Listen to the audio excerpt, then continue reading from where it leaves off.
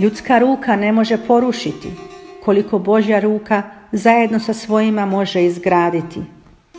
Želim ići putem spajanja, a ne razdvajanja. Želim sa svima graditi, a ne rušiti.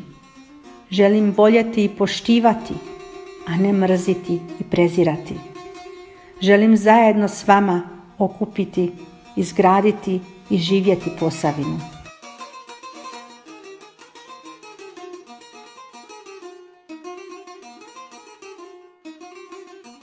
Dvadeset godina laži i obmana, straha i mržnje je dosta.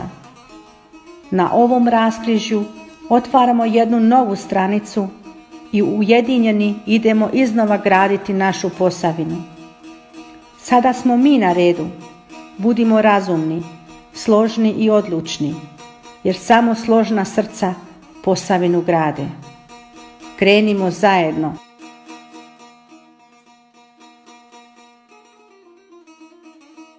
Naše svetinje su iskaznice našega bića, naših predaka i zavjet naših potomaka. Nećemo stati i svaki ćemo pedalj sačuvati. Onaj tko misli da nas nema ili da nas je premalo, toga povijest ništa, ama baš ništa naučila nije.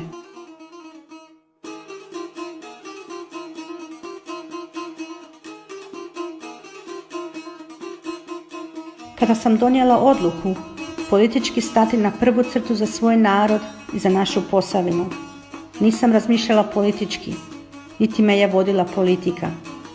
Ono što me oduvijek drži, a danas vodi, jest ljubav prema čovjeku i briga za čovjeka.